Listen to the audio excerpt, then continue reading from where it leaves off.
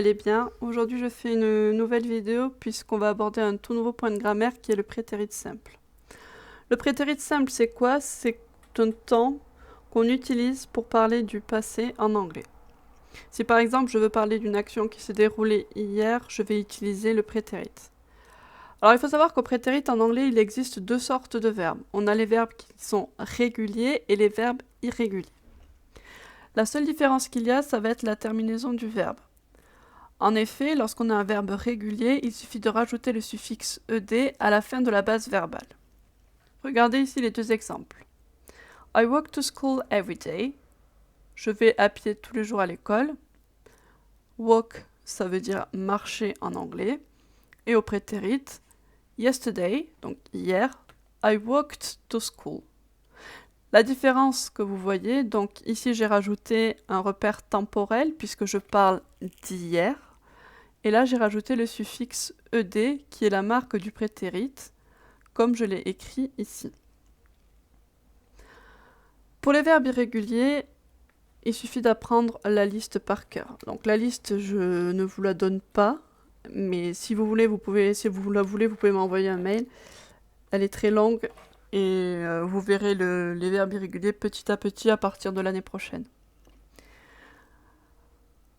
Pour former le prétérit à la forme négative et interrogative, c'est tout simple parce que c'est tout le temps la même chose. Pour la forme négative, il suffit de mettre sujet plus didn't plus base verbale.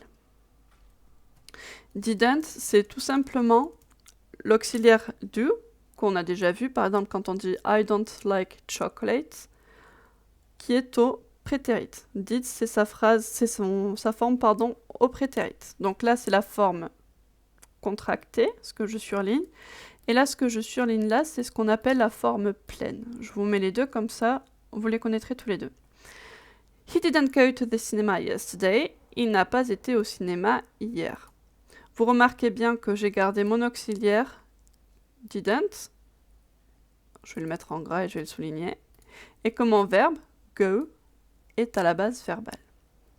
Pour la forme interrogative, donc on utilise l'auxiliaire did, qui, je le répète, est l'auxiliaire do, mais au prétérit, plus le sujet, plus la base verbale. Did she go to the cinema yesterday? Est-ce qu'elle a été au cinéma hier? Did you go to school yesterday? Est-ce que tu as été à l'école hier? Vous remarquerez que c'est toujours la même forme, que ça soit la troisième personne du singulier ou la deuxième personne du singulier ou deuxième personne du pluriel, c'est toujours la même chose. Le S, comme je vous l'ai dit depuis le début de l'année, c'est vraiment pour le présent simple à la troisième personne du singulier. Cette règle-là ne s'applique pas sur le prétérit. Donc voilà pour cette petite leçon qui est à noter dans le cahier. J'espère avoir été claire et puis comme d'habitude, si vous avez des questions, n'hésitez pas. Je profite de la vidéo pour, du coup, rebondir sur l'exercice que vous avez à faire. On travaille sur le texte de Little Red Riding Hood. Tout le monde l'a bien compris, c'est le petit chaperon rouge. Je vous ai mis la correction des questions sur Pronote.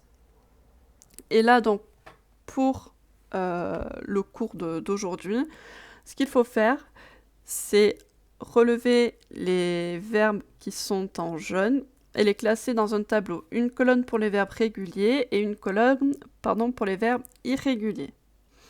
Alors, petite précision.